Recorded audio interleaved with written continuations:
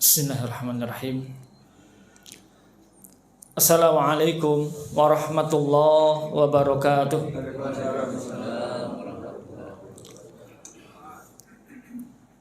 Innal hamdalillah nahmaduhu wa nasta'inuhu wa nastaghfiruh wa na'udzu billahi min syururi anfusina wa sayyiati a'malina. Man yahdihillahu fala mudilla lahu wa may yudlil fala hadiya lahu. Asyhadu an la ilaha illallah wahdahu la syarika lahu wa asyhadu anna Muhammadan abduhu wa rasuluhu la nabiyya ba'dah. Allahumma shalli wa sallim ala nabiyyina Muhammadin wa ala alihi wa ashabihi ajmain. Amma ba'd. Alhamdulillah, bapak-bapak, ibu-ibu, hadirin jamaah Masjid Al-Iman rahimakumullah, kita panjatkan syukur kepada Allah pada subuh hari ini, di hari ke-6 perjalanan saum kita di Ramadan 1445 Hijriah ini. Terasa betul dalam perjalanan Ramadan waktu berjalan demikian cepat. Rasanya baru bertemu kita dengan Ramadan sudah berlalu 5 hari. Selalu gitu ya. Ramadan itu begitu hadir, kita rindukan, kita jalani, tapi perjalanannya kita rasakan begitu cepat. Ketika kita mengatakan waktu berjalan cepat, ada beberapa sisi. Ya. Memang Allah sering ingatkan kaitan dengan masalah waktu ini, bagaimana manusia sering tertipu dengan masalah memanfaatkan waktu ini, ya, sehingga sering diingatkan oleh Allah dengan berbagai ayatnya tentang pentingnya waktu. Di sisi lain, orang yang mengatakan bahwa waktu berjalan cepat, sebetulnya secara tidak langsung dia mengingatkan dirinya berada dalam kondisi diberi nikmat oleh Allah. Salah satu ciri sedang diberi nikmat itu mengatakan waktu berjalan begitu cepat.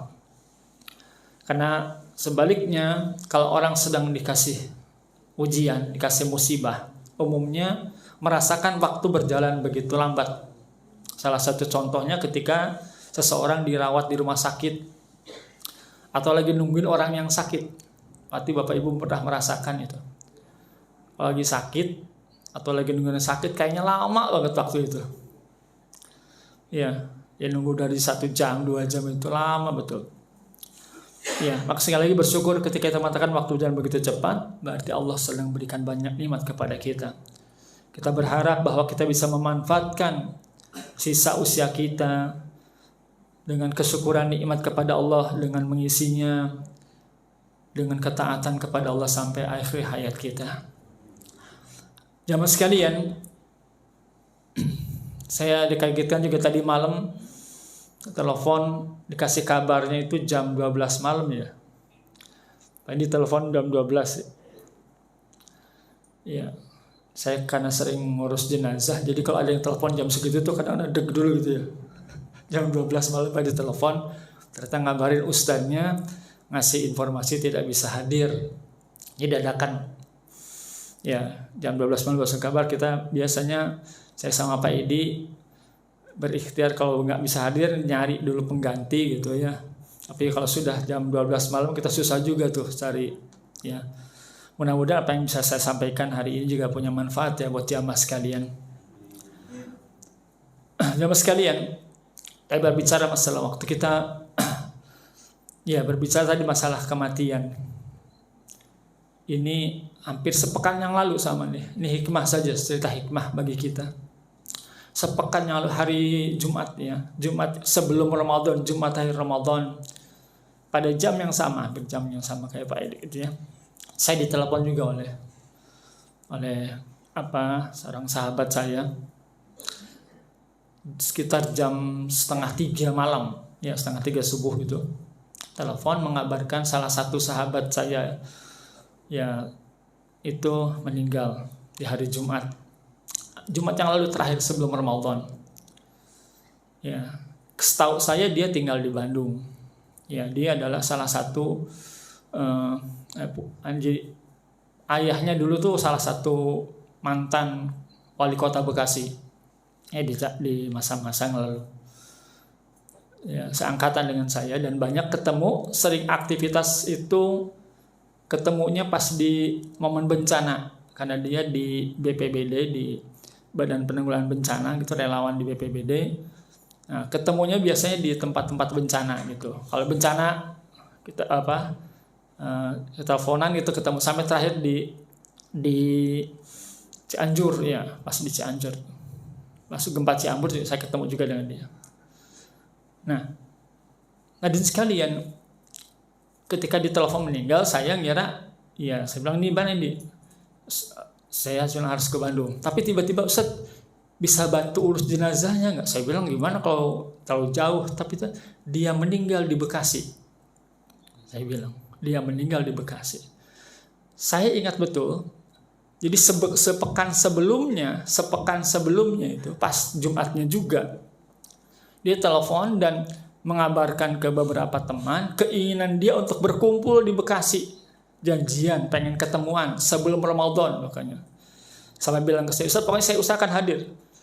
Kita tahlil Ramadan lah bahasanya. Kumpul tahlil Ramadan, ngasih tausiah, kita kumpul hari Jumat di Bekasi. Janjian ketemu di Bekasi dan dia mengusahakan untuk hadir karena susah kan dia sering tugas keluar. Saya akan hadir insya Allah katanya. Saya usahakan betul hadir. Jadi dia Jumat di Bekasi itu nginep di adiknya di Bekasi. Niatannya kan ingin ketemu teman-teman, ingin kumpul sama teman-teman. Ya, katanya sekitar jam 11 malam datang dari perjalanan, dan dari Bandung langsung sendirian, nggak bawa anak istrinya. Tiba-tiba jam 11 baru datang, nggak lama itu sudah ngeluh langsung sakit dada. Gitu. Ya, kata adiknya nih yang. Lalu ya nggak lama dibawa ke rumah sakit.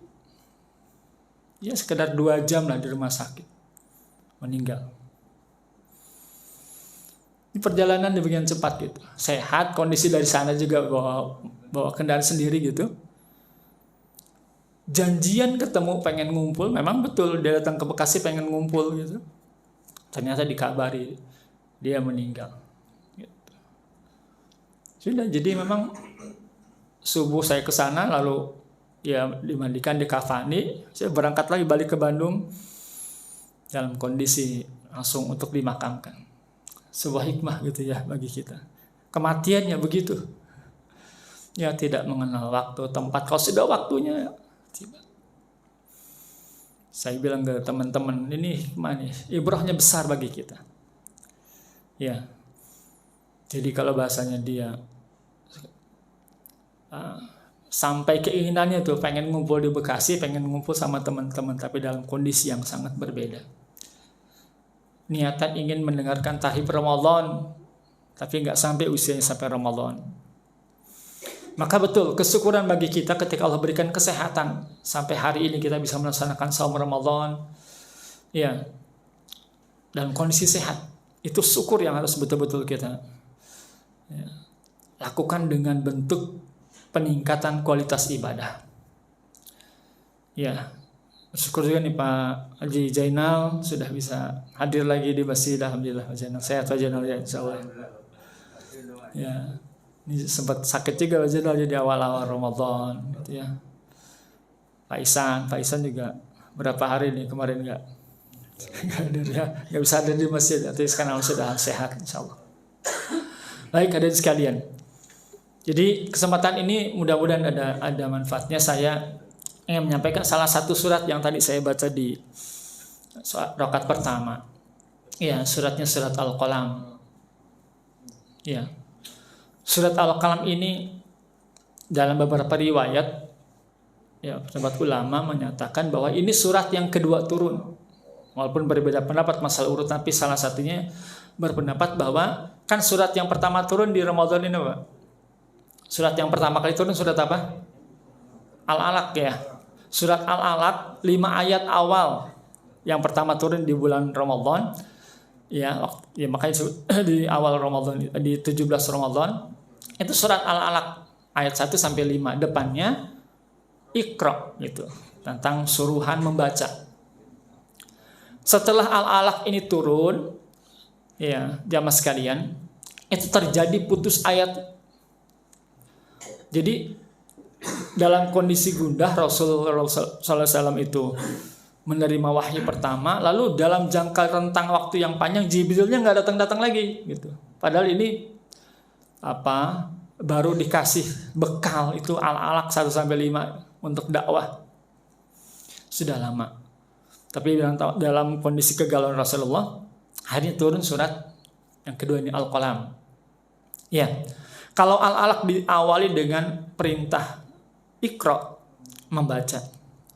Surat Al-Qalam ini surat ke-68 ya, menarik ketika diawali dengan sebuah huruf ya.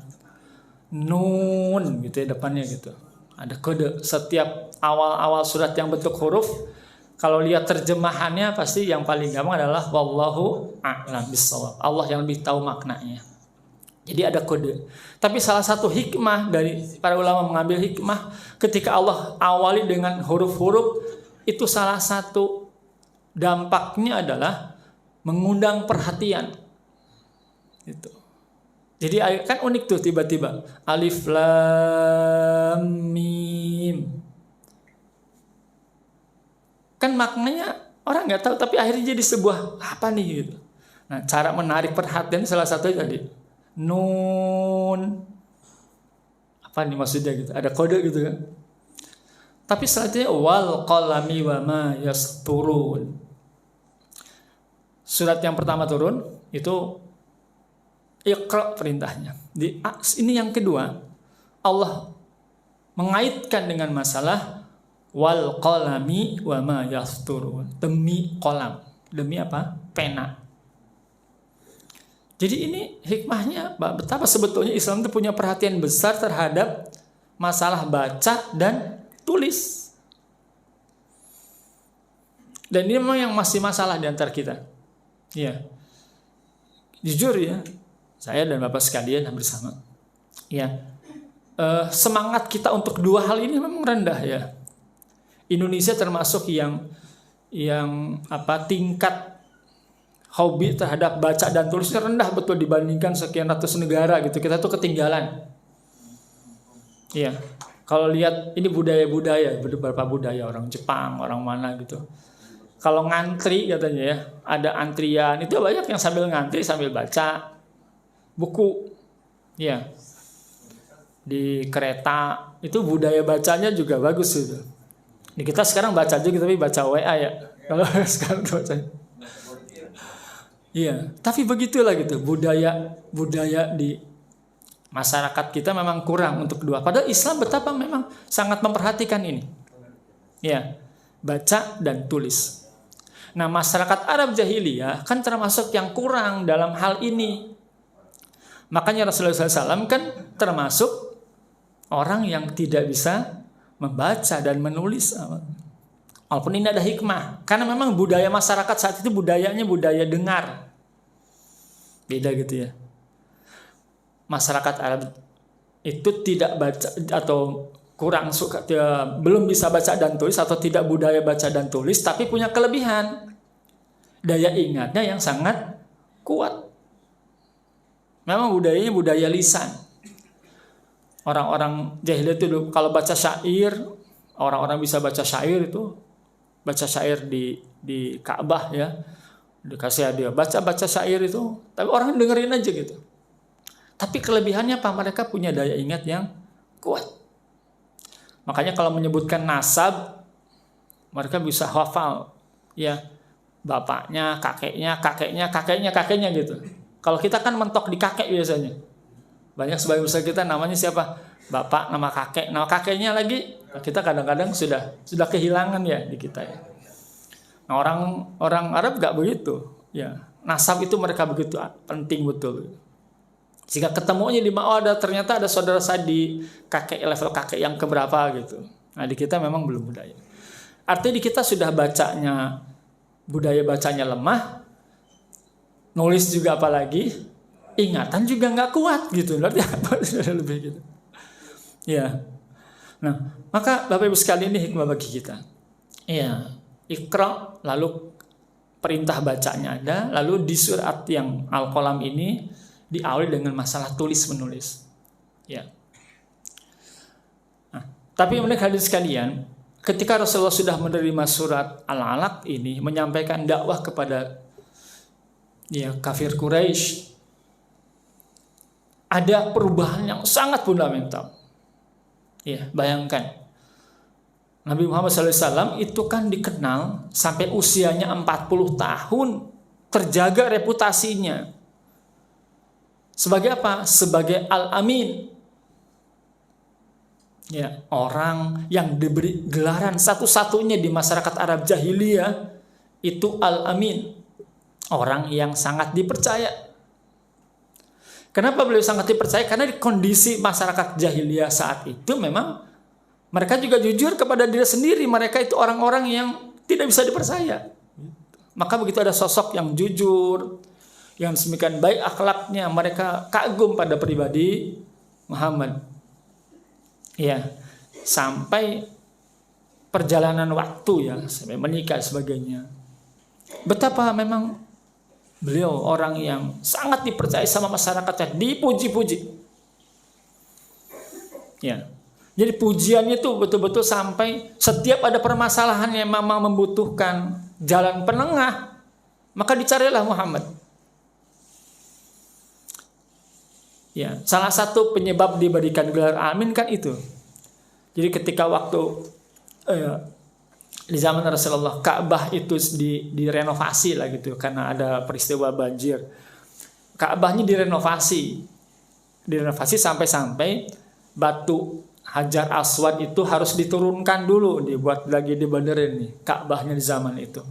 Setelah diperbaiki, nah lalu batu Hajar Aswad akan diletakkan lagi di tempatnya. Karena ini walaupun jahiliyah tapi tetap saja pengagungan kepada Ka'bah itu sudah memang melegenda ya di kalangan masyarakat Quraisy saat itu, terutama Quraisy dan ya suku-suku di Mekah itu, beberapa suku di Mekah.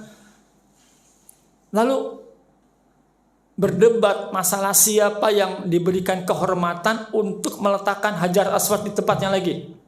Mau ditempatin lagi tempatnya, itu mereka berdebat. Ya, merasa siapa yang ini, kata Quraisy, kami yang lebih mulia, lebih berhak untuk menetapkan. Yang lain juga merasa kami juga berhak gitu. Sampai hampir terjadi perang, artinya ribut di antara beberapa kabilah. Ya, maka salah mengatakan, dibagi kalau kita ribut terus ini nggak bisa nih nyimpan Hajar Aswad di baik ini. Maka gimana kita mencari pengadil di antara kita? Maka orang semua teringat kepada satu nama. Kita hubungi, kita panggil saja Muhammad bin Abdullah. Ya, untuk menyelesaikan masalah ini. Maka Rasulullah SAW dengan kecerdasannya, dengan kebijaksanaannya, lalu mengatakan, mengapa tidak kita angkat aja bareng-bareng ini Hajar Aswad? Oh, gimana bisa ngangkat bareng-bareng gitu? Maka Rasulullah menggelar sorbannya gitu ya. Lalu diletakkan Hajar Aswad itu di atas sorban itu, lalu mengatakan perwakilan dari masing-masing kabilah pegang nih ujung-ujung sorban itu, kita angkat bareng-bareng untuk diletakkan kembali di Masya Allah. Maka wajar dia bergelar Al-Amin, gelar yang mulia di tengah-tengah kondisi masyarakat yang memang jahiliyah tadi. Ya, terus melekat sampai usia 40 tahun tuh gelar itu nggak luntur, bahasanya nggak dicabut gitu. Tapi begitu menerima surat Al-Alaq lalu punya tugas menyampaikan dakwah, kan langsung cerita memang ketika dilantik jadi Rasul kan memang harus disampaikan kepada masyarakat. Ya Rasul pertama dakwah kepada kaumnya dulu kan, ke yang terdekat Quraisy, wahai Quraisy, wahai Quraisy. Rasul ceritakan tadi malam aku mendapatkan didatangi oleh Jibril, mendapatkan wahyu, disampaikan. Bayangkan Bapak Ibu sekalian, orang yang selama 40 tahun itu diberi gelar Al-Amin, Orang yang dipercaya begitu menyampaikan dakwah dengan mengatakan satu kalimat saja, la ilaha illallah. Kan dalam surat surah itu dakwah para nabi ya sama, satu kalimat itu disampaikan. Kalimat awal dakwah adalah kalimat la ilaha illallah. Yang tadinya diberi gelar Al-Amin, dipuji orang-orang yang sangat dipercaya di masyarakatnya, begitu menyampaikan dakwah Islam berubah tuh 180 derajat itu. Yang tadinya Al-Amin, maka masyarakat mengatakan, terutama memang tokoh-tokoh Quraisy, jangan dekat-dekat Muhammad ini. Udah ngaco dia. Dia sudah gila. Tuduhannya nggak main-main. Betul, berbalik itu. Orang yang tadinya dipuji-puji dengan keluhuran akhlaknya, begitu menyampaikan dakwah, berubah. Dan tidak main-main berubahnya, dari Al-Amin menjadi Al-Majnun. Gila dia gitu. Bapak sekalian rahimakumullah, betapa secara psikologis manusia pasti ada rasa gitu. Sedih betul itu. Ya. Maka Allah hibur Rasul dengan turunnya surat Al-Qalam ini. Ya, maka lanjutannya setelah nun wal qalami wa ma yasturun, Allah hibur dengan kalimat ma anta bi ni'mati rabbika bimajnun. Wahai Muhammad, karena nikmat dari Rabb-Mu lah engkau bukan seperti yang dituduhkan oleh mereka, apa yang ditulis oleh mereka, engkau bukan orang gila. Yang menepis isu ini, yang menghibur Rasul dengan mengatakan tidak gila adalah langsung dari Allah SWT dengan turunnya surat Al-Qalam ini. Enggak usah sedih. Ya, kamu karena nikmat Rabb-Mu, kamu bukan orang gila. Itu yang membuat Rasulullah semakin tenang. Ya, bahkan sebaliknya, wa innalaka la ajran ghairu mamnun. Bahkan kata Allah Subhanahu wa taala, wahai Muhammad, jangan ragu. Sesungguhnya engkau, bagimu adalah ajran ghairu mamnun, engkau akan mendapatkan pahala yang tidak putus-putusnya. Ditambah dihibur tuh. Dengan beban dakwah yang sedemikian berat, maka Allah mengatakan, ya, kamu akan mendapatkan pahala yang ghairu mamnun. Tidak, ya, akan putus-putus pahala itu. Ya. Lalu, nah ini yang keempat poinnya.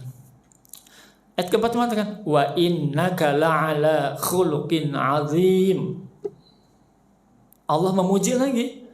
Wahai Muhammad, sesungguhnya engkau berada di atas akhlak yang azim.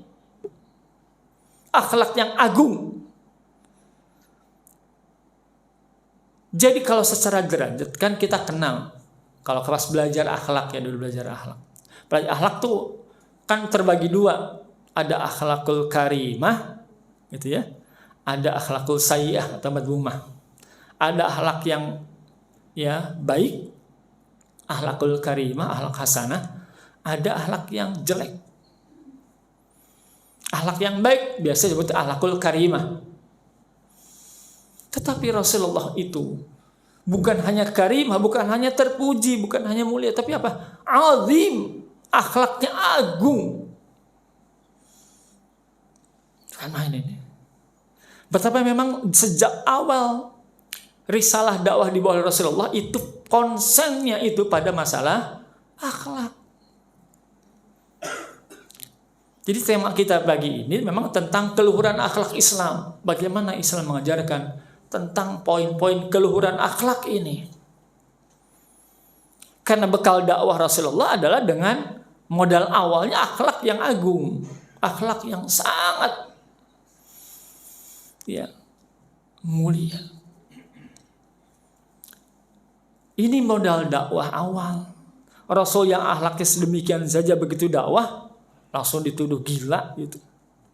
Padahal modal awalnya orang muji-muji, sekarang berbalik. Memang resiko dakwah itu. Nah, maka sekalian ini Islam betapa punya ya, perhatian yang sangat terhadap masalah akhlak ini.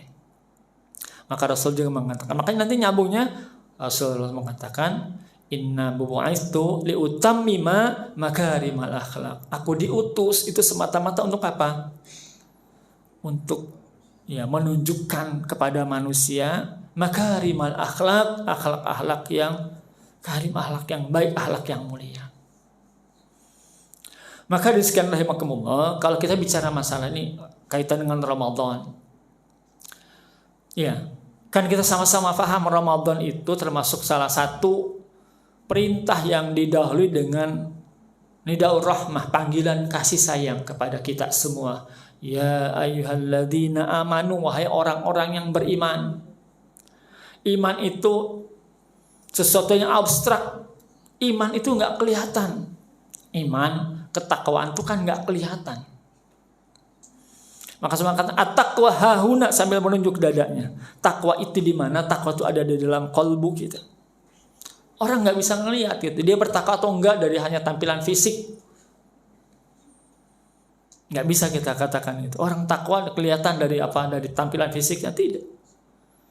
Kalau bicara masalah keimanan itu sesuatu yang abstrak memang, nggak kelihatan. Tetapi yang menarik hadirin sekalian, ketika Allah bicara masalah ciri-ciri orang yang bertakwa, ciri-ciri keimanan selalu dengan sesuatu yang nyata, yang kelihatan, yang gampang diamati. Jadi urutan lanjutan dari masalah takwa itu pasti sesuatu yang berkaitan dengan salah satunya akhlak. Maka kalau bicara ciri keimanan itu sesuatu yang bisa kelihatan. Ini menarik ya. Jadi kalau bicara keimanan, abstrak memang orang nggak bisa menilai. Tetapi ketika Allah bicara masalah ciri keimanan, itu sesuatu yang kelihatan. Ya, salah satu yang terkenal di surat Ali Imran itu ya, Ali Imran di 133, 134.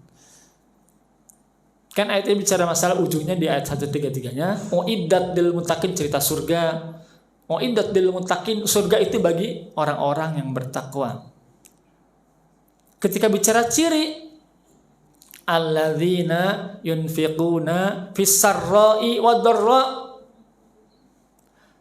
Takwa itu abstrak, tapi bicara ciri takwa apa? Yaitu orang-orang yang berinfak baik dalam keadaan lapang ataupun dalam keadaan sempit.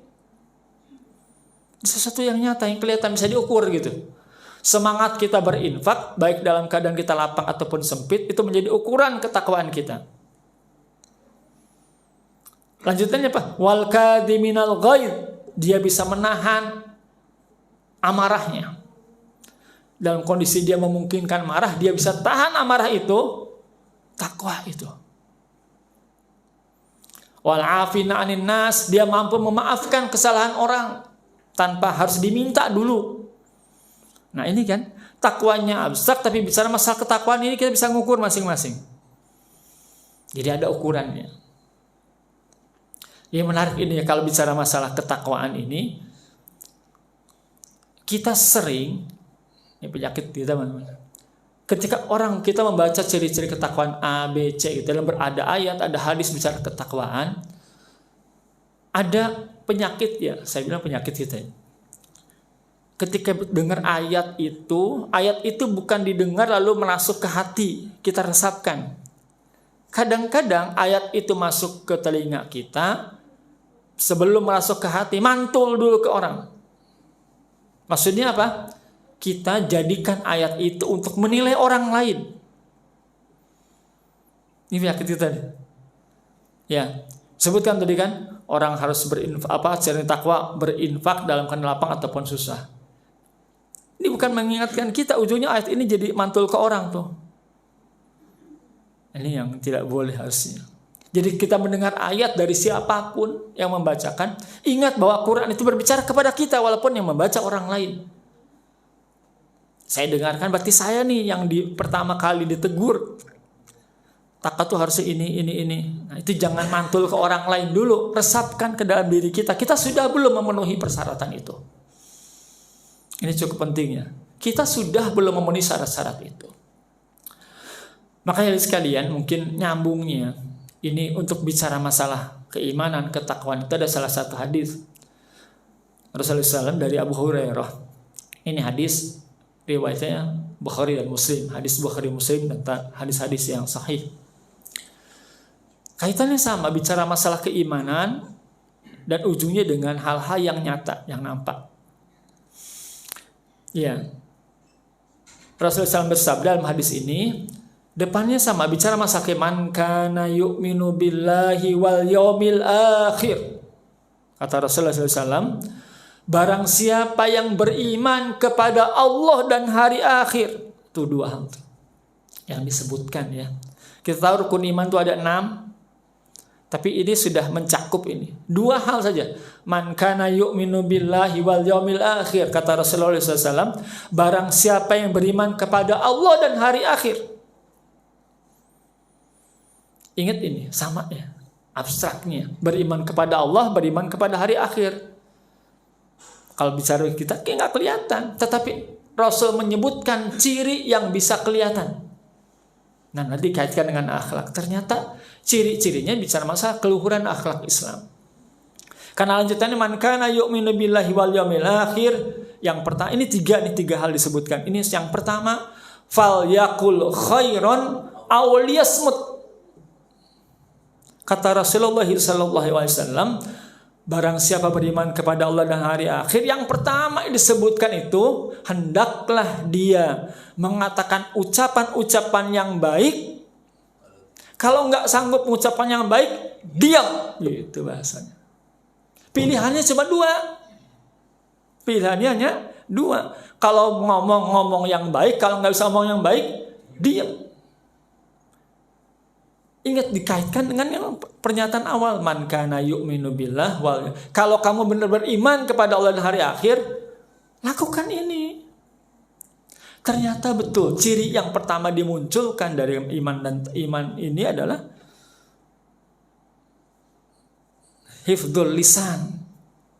Kita bisa menjaga lisan kita. Tapi yang menarik sekalian, ini yang di tawaran Rasul tentang 2 tawaran ini adalah diawali dengan falyakul khairan. Jadi yang diperintahkan itu ngomong dulu, ngomong yang baik. Ikhtiarkan setiap orang yang beriman kepada Allah dan hari akhir, ngomong, suruhnya ngomong. Jadi perintah diam itu pilihan kedua, gitu ya. Kan kadang-kadang kita sekarang pakai bahasa diam itu emas. Kita apa juga diam aja gitu. Lihat maksiat, lihat apa yang nggak beres tuh, diam tuh jadi pilihan pertama. Padahal kalau nggak dibalik ini harus falyakul khairan, ngomong kamu, tapi ngomongnya harus yang baik. Ngomong dulu tuh yang diperintahkan. Kalau nggak bisa yang baik, ya udah memang diam jadi pilihan yang kedua. Tapi betul, sebelum bicara yang lain, awalnya dari sini. Maka Ramadan mengajarkan kepada kita bagaimana kita memang bisa mengelola lisan kita. Bahasan tentang ghibah, tentang dusta, macam-macam bukan bicara Ramadan. Kadang-kadang kita baru lagi puasa nggak boleh ngomongin orang, lagi puasa nggak boleh. Kadang-kadang dihubungkannya memang betul, puasa itu menjadi salah satu alat untuk mendidik kita tentang bagaimana memelihara lisan kita. Tapi nggak sebatas gara-gara puasa. Ngingetinnya kan kadang-kadang lagi puasa ngomongin orang mulu gitu. Emang kalau nggak puasa boleh, sama-sama nggak boleh juga. Tapi betul, Ramadan mengajarkan kepada kita kemampuan untuk memelihara lisan ini. Ya. Jadi memang yang pertama tuh falyakul khairan, ngomong tuh yang baik. Ciri mukmin adalah kalau ngomong yang baik. Kalau nggak bisa, ya diem aja gitu. Nah ini menarik ya, sekalian. Maka ini jadi ciri pertama tentang keimanan kepada Allah dan hari akhir. Dan dari sumber inilah sesungguhnya lahir kebaikan-kebaikan. Dan sebaliknya, ketidakmampuan kita memelihara lisan akan melahirkan keburukan-keburukan berikutnya. Ini poin pertama di hadis ini, ya. Ngomong yang baik atau diam. Dilanjutkan dengan kalimat yang sama. Man kana yu'minal ya depannya sama, man kana yu'minu billahi wal yaumil akhir, barang siapa yang beriman kepada Allah dan hari akhir. Apa ciri berikutnya? Fal yukrim ya doifahu, mulia, bahasanya fal yukrim itu muliakanlah tamunya. Wah, ini akhlak Islam yang lain ini. Perintahnya barang siapa beriman kepada Allah dan hari akhir, maka muliakanlah tamunya. Jadi memuliakan tamu ini bagian dari keimanan. Makanya Masya Allah ya, ketika saya dulu tinggal di salah satu pesantren di Cibitung itu, ada orang dari sebetulnya orang Maghribi, orang Maroko tinggal di sana, ya, orang Arab tinggal di sana, ngajarin kita lah banyak hal. Itu betul, kalau budaya dia memuliakan tamu itu saya nampak betul itu. Sudah melekat mereka tuh, kalau tamu kan mereka mah nggak basa-basi ya, nggak suka basa-basi gitu. Kalau lagi punya makanan dia bilang akan nawari makanan, kalau nggak punya makanan dia nggak akan berbasa-basi nawarin makan. Tapi betul kalau sudah kita hadir ke tempat dia, Masya Allah, bahasanya apapun dikeluarin gitu. Ini sudah melekat tuh budaya orang-orang Arab, bahkan di zaman jahiliyah sekalipun kebiasaan memuliakan tamu tuh jadi melekat betul. Dia bela-belain bahasanya kalau ada tamu tuh, kalau tamu yang dia senangi, yang dia ridho terhadap tamu itu, dia akan layani sebaik mungkin. Tapi kalau dia tidak berkenan, ada tamu yang dia nggak berkenan, dia mau usir aja gitu. Bukan main dia. Kalau kita makan basa-basi. Bahkan saya pernah ditegur gara-gara ya kita biasa kan kita basa-basi ini, kita lagi makan orang lewat kan, kita bilang gimana? Makan Mbak gitu. Dia bilang, kalau nggak niat ngajak saya makan nggak usah ngajak makan gitu. Dia ngomong begitu. Terus terang aja gitu, kalau memang cuman nggak usah nawar-nawar, nggak usah basa-basi gitu bahasa kita. Kalau di kita makan biasa ya, lagi makan nggak enak kalau diem doang gitu. Ayo makan yuk gitu. Padahal niat kita memang basa-basi, nggak ada lagi makanan. Ya, makannya nggak ada lagi, cuman memang nggak enak kan kalau nggak nawarin. Tapi ditegur itu. Kalau nggak niat saya ngajak makan nggak usah ngajak begitu katanya gitu. Tapi memang betul, budaya memuliakan tamu di masyarakat Arab sudah tumbuh. Makanya begitu ada perintah ini sudah nyambung, gampang mereka itu sampai hari ini. Ya, budaya memuliakan tamu di antara mereka itu bukan main. Ya, tapi betul kalau memang kita nggak berkenan, kita boleh Pak. Ada orang yang hadir ke rumah kita nggak berkenan gitu untuk kita boleh menolak. Ya, dengan bahasa-bahasa itu kalau kita orang timur tentu punya bahasa-bahasa tertentu lah ya. Saat gimana kalau pura-pura nggak denger aja gitu, nggak mau keluar kita kan, nah memang boleh juga. Kenapa? Adabnya kan orang datang ke rumah orang, kata Rasulullah, beri salam. Nggak dijawab juga, beri salam lagi sampai 3 kali. Sudah batasnya 3 kali. Udah kalau nggak dijawab pulang. Nah kadang-kadang budaya kita mah kalau nggak dijawab, masuk kita ke terasnya, lengak-longok gitu. Nggak sesuai adab Islam ini. Iya. Sampai berulang-ulang, nggak puas katanya kalau nggak sampai. Assalamualaikum gitu. Udah, kalau 3 kali selesai pulang. Boleh jadi memang nggak ada orang, atau orang yang di dalam tidak berkenan menerima kita. Saat ini jadi senjata nih kalau ada besok ada yang nagih gitu. Kita jadi yang nagih tuh. Pura-pura nggak ada. Jadi senjatanya. Tapi memang begitu adab yang Rasul ajarkan kepada kita. Ya adab bertamu itu kan gitu. Salam 3 kali, nggak dijawab juga, sudah pulang. Gitu ya. Betapa memang Rasul katakan muliakan tamu sebagai ciri orang bertakwa. Maka pakai kalimat fal yukrim. Fal yukrim itu memuliakan, bukan hanya menghormati gitu ya. Bahasa memuliakan kan kita bisa pahami, itu sesuatu yang betul-betul diagungkan. Ya, maka nanti ada adab juga, tamu punya adab. Nah, gitu ya, nah, mengimbanginya nih. Ustaz ada soalnya nih. pas kita dibilang sudah memuliakan tamu, tamunya juga nggak tahu diri gitu. Nah, orang yang bertamu juga kalau orang mukmin tahu adab, dia tidak akan merepotkan. Pakai akhlaknya akhlak lebah kata gitu ya. Lebah itu kan gitu, kalau dia nempel di dahan nggak akan membuat dahan itu patah, nggak akan ngerusak lingkungan deh gitu. Dia hinggap di bunga, diambil saja seperlu dia kan, diambil sari-sari bunga dan itu yang bermanfaat. Udah setelah itu dia pergi lagi. Adabnya kayak gitu, memberikan manfaat, menebar manfaat. Orang yang bertamu juga harus punya adab, kan ada batasan-batasan.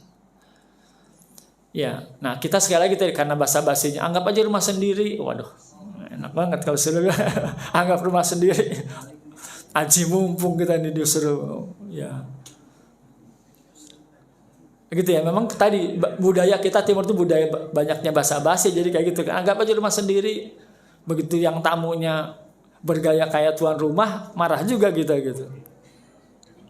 Tapi memang kita memuliakan tamu, tapi begitu kita bertamu ke orang lain, kitanya harus tahu diri sebagai tamu. Makanya ada batasan kan, sampai ada batasan kan. Kalaupun ada saudara siapa yang bertamu ke kita, boleh menginap, tidak boleh lebih dari 3 hari gitu ya. Itu kan juga batasan-batasan. Ya, jangan keterusan, jangan pokoknya hal-hal yang bikin gak enak. Ini penting. Yang ketiga, hadirin sekalian, setelah berkata yang baik atau diam, yang kedua, muliakan tamu. Yang ketiga apa? Disebutkan man kana yu'minu billahi wal yaumil akhir. Barang siapa beriman kepada, sampai 3 kali disebutkan. Fal yukrim jarahu. Maka muliakan tetangganya. Setelah tamu, muliakan tetangganya. Nah gitu ya. Nah kalau tetangganya ruwet, tapi memang perintahnya begitu Pak. Ya. Jadi bahkan sampai kepada tetangga yang julid sekalipun, memang tugas kita apa? Memuliakan. Justru nilai dakwahnya di sana. Gitu ya. Dakwahnya di sana. Ya, Rasul itu kan berhasil dakwah salah satunya karena tadi ya, memuliakan tetangga. Ya, kalau batasan tetangga juga macam-macam lah, definisi tetangga seperti apa. Ada yang sampai 40 rumah, banyak banget 40 rumah katanya. Kanan, kiri, belakang gitu. Memang tetangga itu dimuliakan. Karena bahasanya dimuliakan, maka tadi bukan sekedar dihormati, tapi dimuliakan betul-betul dijaga kehormatannya. Dijaga kehormatannya. Jangan sampai nanti, kan memang kasus-kasusnya tadi kita hidup bertetangga, ada aja kasus 1-2 kasus yang membuat kita merusak hubungan bertetangga. Maka ini menjadi ukuran keimanan. Bayangkan tuh, menjadi ukuran keimanan ini. Nah ini penting. Nah mudah-mudahan dengan apa yang saya sampaikan, saya juga mengingatkan diri saya sendiri, bagaimana keluhuran akhlak Islam sedemikian. Keluhuran akhlak Islam itu sampai hal-hal yang ya tadi keseharian, imannya tidak nampak, takwa itu nggak kelihatan, tetapi apa? Ciri-cirinya ada hal-hal yang berkaitan dengan masalah hubungan sosial dengan manusia yang lain. Cirinya di situ. Nah, mudah-mudahan lewat momen Ramadan ini kita semua bisa mewujudkan ya tipe masyarakat yang ya, memenuhi ciri-ciri ketakwaan, insyaallah. Ya, mungkin ini yang bisa saya sampaikan. Mudah-mudahan ada manfaatnya. Ya bagi saya sendiri yang menyampaikan dari Bapak Ibu sekalian. Tapi sebelumnya mungkin ada sebelumnya ada yang bertanya nih, ada titipan pertanyaan dari ibu-ibu duluan. Mudah-mudahan saya ya bisa menjawab sekapasitas saya insyaallah ya. Ada pertanyaannya. Assalamualaikum. Banyak jamaah sholat tarawih ini ya, sholat tarawih masuk masjid lalu sholat tahiyatul. Jadi sudah masuk masjid tarawih, sudah sholat tahiyatul masjid sebelum dia datang, sebelum azan mungkin ya. Setelah azan isya kasusnya, sholat lagi 2 rakaat. Nah, boleh enggak gitu bahasanya gitu ya. Kenapa? Karena memang kan sholat isya itu sholat sunnah yang muakkadahnya adalah yang ba'diyah kan, ba'diyahnya. Artinya kalau orang sudah masuk masjid, sholat 2 rakaat tahiyatul masjid, dengar azan pas isya nih, nah, ada yang sholat lagi atau tidak. Jadi ibu yang bertanya, rahimahullah dan hadirin sekalian, jadi sholat rawatib ya, sholat rawatib mengiringi sholat wajib itu ada yang muakkadah, ada yang ghairu muakkadah. Gitu ya. Muakkadah artinya apa? Yang sangat ditekankan. Rasul hampir tidak pernah meninggalkan. Ya, sunnah muakkadah, salat sunnah yang apa? Yang rawatib, ada yang muakkadah, ada yang ghair muakkad. Yang muakkad sudah kita kenal. Yang muakkad ada berapa? Ada yang 10, ada yang bilang 12 rakaat sehari. Kita sudah paham ya? Yang sebelum subuh tadi sudah kita lakukan. Sebelum subuh 2 rakaat yang paling utama, salat sunnah yang di antara rawatib yang paling utama adalah yang ya sebelum subuh. Ya, khairu minad dunya wa ma fiha, lebih baik dari dunia dan seisinya. Hanya 2 rakaat itu salat fajar ya. Lalu zuhur 4 rakaat. Tapi ada yang jadi memang versinya ada yang pokoknya ada yang sesudah dan sebelum 22, ada yang juga 4 langsung ya. Yang sesudah zuhur 4 rakaat. Jadi bisa 2, tapi zuhur 4 rakaat. Ya. Nah, sesudahnya atau sebelumnya atau dan sesudahnya bisa 2 rakaat. Itu muakkadah. Asar, ini asar juga sama. Asar kan tidak ada ba'diyahnya. Asar tidak ada ba'diyah dan tidak boleh setelah asar. Termasuk subuh tadi ya. Subuh tidak boleh ada ba'diyah. Subuh kalau kita sudah sholat ya. Kecuali pengecualian gitu kan. Orang sudah biasa banget sholat subuh tapi ketinggalan nih. Karena saking utamanya sholat fajar itu boleh doa sholat sesudahnya. Tapi memang dianjurkan para ulama kalau bisa jangan di masjid, menimbulkan ya kontra atau ya fitnah lah. Jadi salah paham orang nanti. Ya, yang nggak tahu jadi tanya-tanya ini orang ngapain tadi dua sholat lagi gitu kan. Kadang-kadang orang nggak nanya tapi banyak sakwa-sang. Kalau saya sih kadang-kadang langsung samperin aja barusan sholat apa gitu ya. Harusnya kita tanya aja biar nggak salah paham. Kalau dia berpendapat saya tadi nggak sempat sholat qobliyah, maka itu memang dibolehkan, ada beberapa riwayat dibolehkan ya.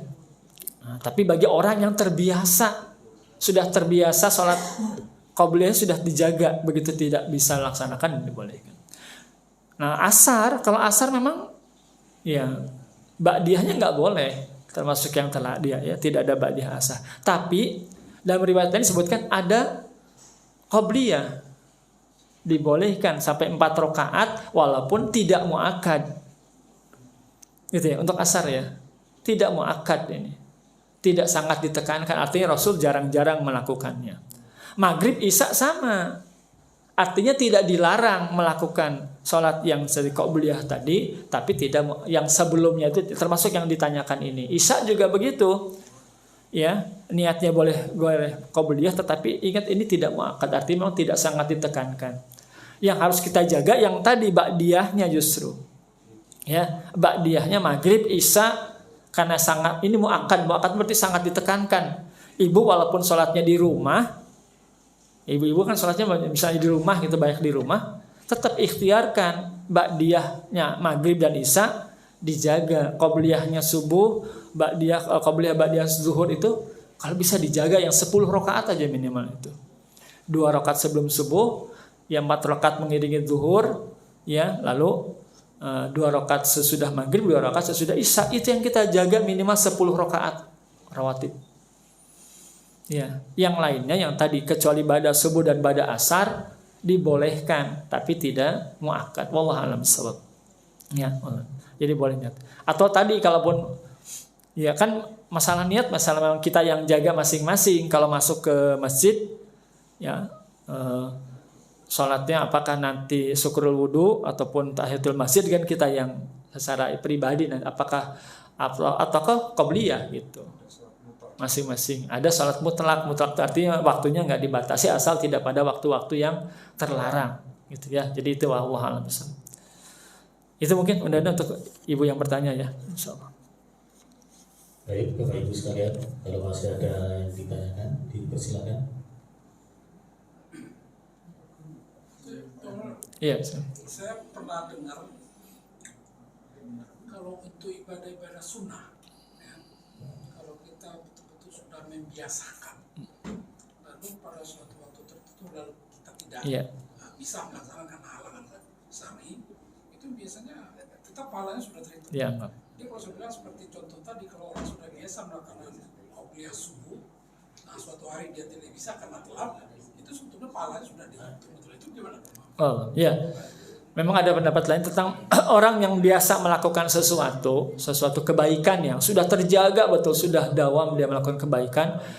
Lalu suatu ketika karena ada satu uzur dia tidak bisa melakukan ibadah tersebut, ya karena setelah ada uzurnya yang syar'i, uzurnya yang memang Allah tetap hitung dia melakukan kebaikan itu, gitu ya. Jadi memang ada pilihan misalnya.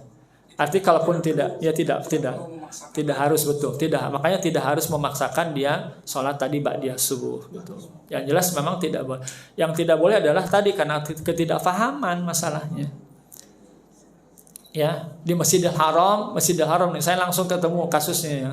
Di Masjidil Haram setelah subuh, ini jamaah kita, jamaah Indonesia ya. Setelah subuh ada yang sholat lagi. Padahal dia datang ke situ sebelum subuh udah sholat malah berapa kali gitu sudah. Begitu selesai subuh sholat lagi. Kan daripada sangka saya deketin kan, Pak, barusan sholat apa? Sholat setelah subuh. Memang ada, saya tanya. Ya memang nggak ada sih Pak. Terus kenapa sholat barusan? Mumpung di Mekah katanya gitu tuh. Bahasanya mumpung di Mekah Pak katanya pengen. Nggak gitu juga saya bilang Pak. Tetap harus ada ilmunya, dipakai ilmunya gitu. Nggak bisa aja mumpung tapi salah kaprah jadinya gitu. Dia sampai alasan gitu saja tuh. Karena memang belum paham ilmunya gitu kan. Bahasa sederhana. Kenapa sholat lagi? Kan udah tahu nggak ada. Mumpung di Mekah Pak katanya gitu. Soalnya nggak dapat nilai lah gitu ya. 2 rakaat salat subuhnya nggak jelas.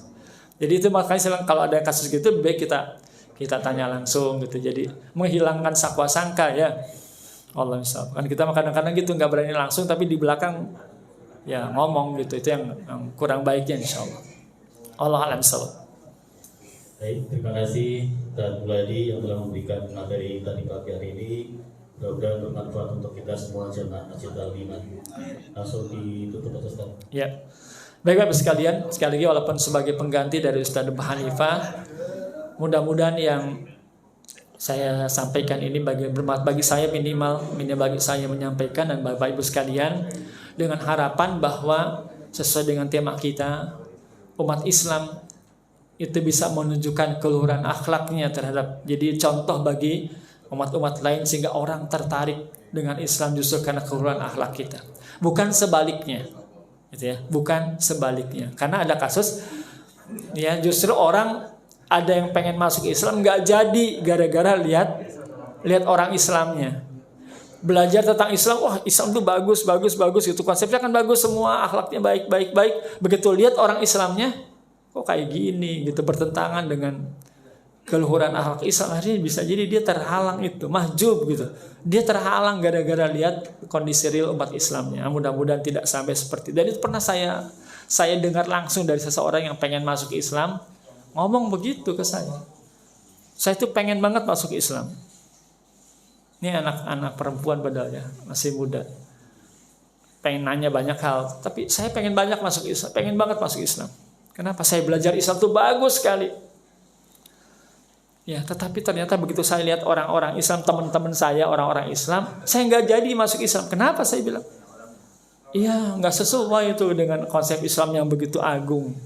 Nah, jangan sampai nanti kita termasuk di dalamnya yang membuat seseorang lihat dari luar tuh kayak gini orang Islam. Agamanya memang bagus, tapi dalam prakteknya belum kita bisa maksimalkan. Minimal dari kita mulai, sampai kita mencederai keluhuran Islam, insyaallah. Ya. Baik, lebih kurang maaf kita tutup dengan subhanakallahumma wa bihamdika asyhadu an la ilaha illa anta astaghfiruka wa atubu ilaik. Assalamualaikum warahmatullahi wabarakatuh. Terima kasih sekali lagi.